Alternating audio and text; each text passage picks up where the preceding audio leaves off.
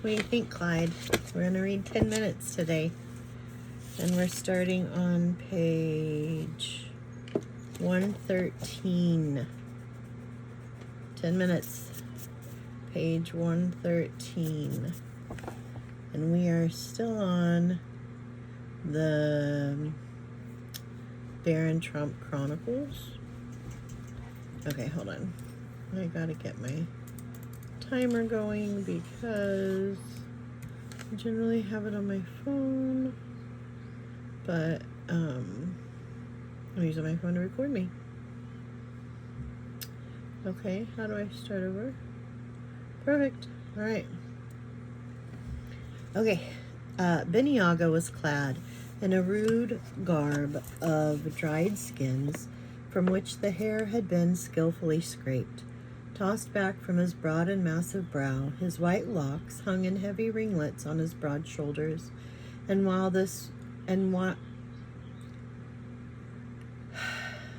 his wonderful beard, as white and glistening as spun glass, around his body twice entwined, clung like a snow wreath twisted about a sturdy oak by the circling gale. Okay, so again, I just woke up. Don't pass judgment. Okay. Although, it's easy to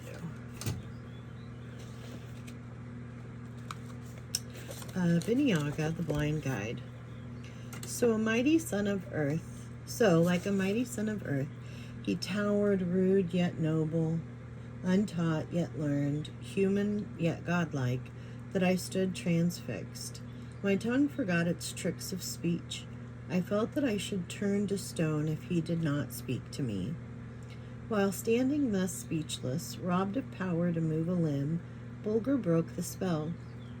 At Beniaga's feet lay a sick dog, infirm through age and not ailment, blind like his master, his head pillowed on some soft, dry leaves, the only semblance of bed within the hermit's cave.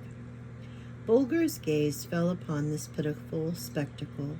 With cautious step, outstretched neck, and wide-opened eyes, he approached his sick brother, sniffed him over, licked his face and ears, whined piteously, and then fixed a pleading look upon me as if to ask, "Dear little master, canst thou do nothing to help my poor sick brother? Canst thou not make him well again so that I may coax him into the warm sunshine to play with him?" Beniaga spake. "I see that thou art not alone, little wanderer. Thou bringest a companion with thee. He is welcome. His tenderness and sympathy will carry joy and gladness to the heart of my suffering friend, whose head I've pillowed upon some soft grass.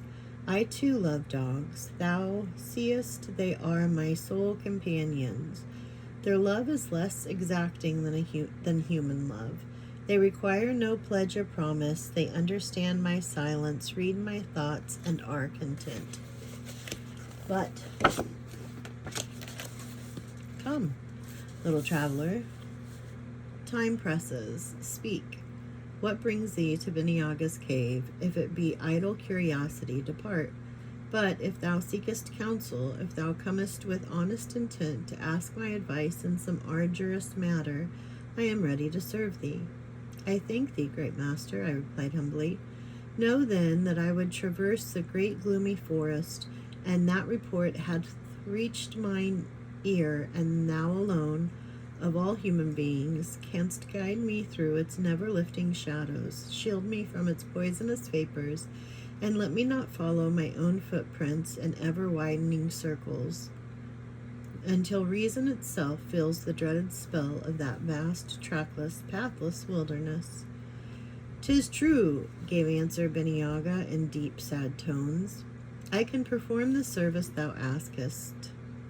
But, O my son, thou must know that a most sacred vow holds me in its mysterious power, securely locked, that I should lead no fellow creature through that pathless wood, save on certain conditions."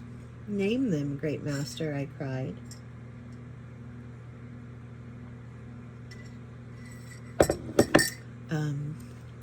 "That he asks this service," continued Beniaga, shall tarry 30 days and nights with me in my rocky home, to inure him to the burden of awful gloom and silence, that he in all that time taste of no food save the berries on which I feed, slake his thirst with no draught other than that which I bring him from the neighboring rill, and sleep on the bare rock even as I do.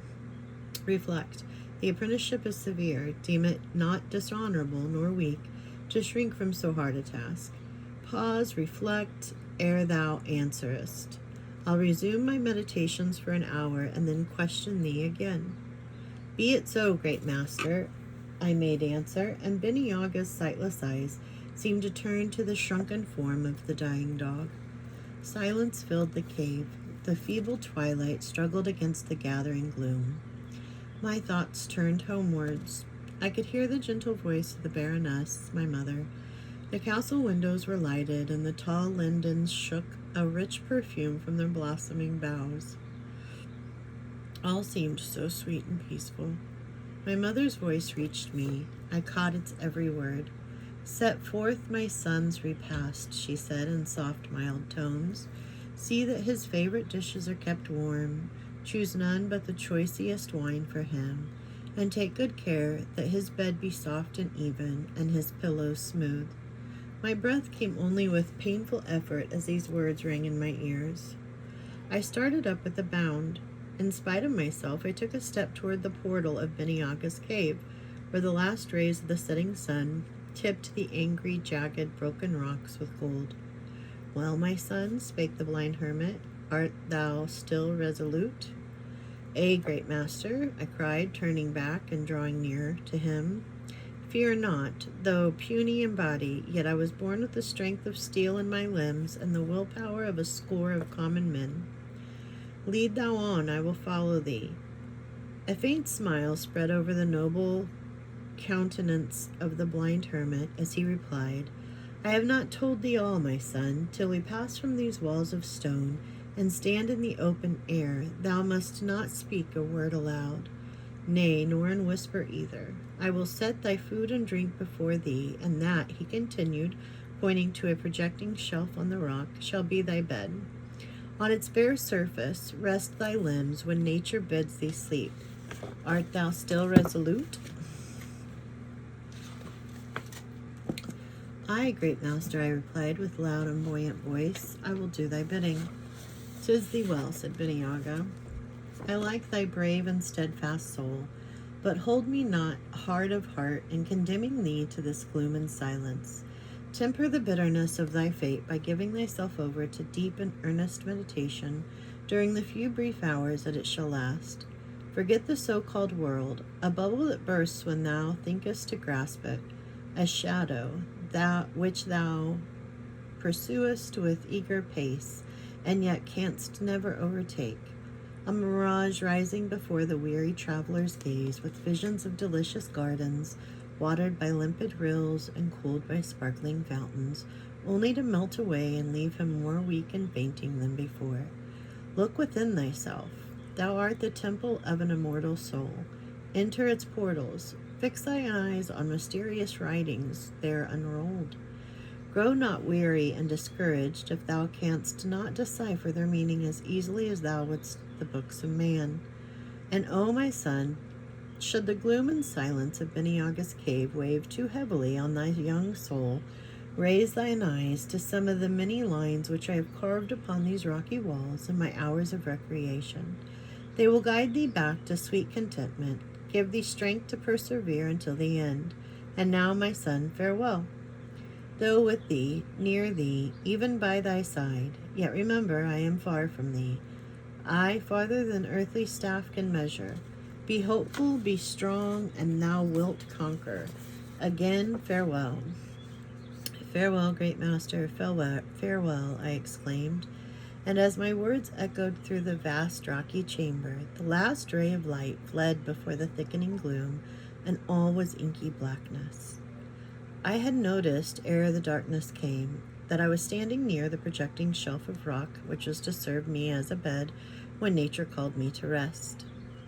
Turning now softly, I groped my way toward it and stretched myself at full length on its bare surface. For a few moments all went well. Such a conflict of thought was raging in the chambers of my mind that I took no note of the chill which this couch of stone sent creeping through my limbs. I closed my eyes, thinking to coax sleep to them, and thus forget the ever-increasing pang. In vain. It seemed as if death itself had seized my feet between its icy palms. Sharp pains left from one joint to another, and wherever my body came into contact with that couch of stone, it seemed as if 1,000 needles pricked my flesh.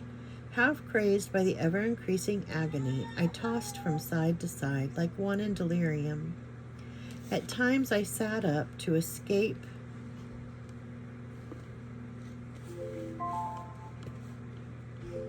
Okay. My timer. Sharp pains leapt from one joint to another, and wherever my body came into contact with that couch of stone, it seemed as if 1,000 needles pricked my flesh. Half crazed by the ever-increasing agony, I tossed from side to side like one in delirium.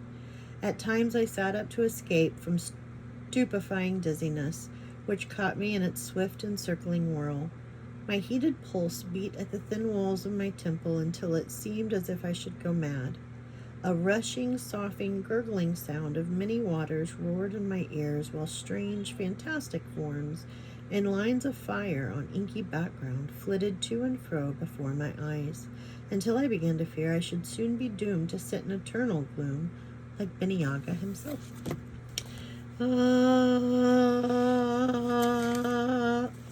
That's what I'm trying to get rid of. That little, thing in my voice that has the weird,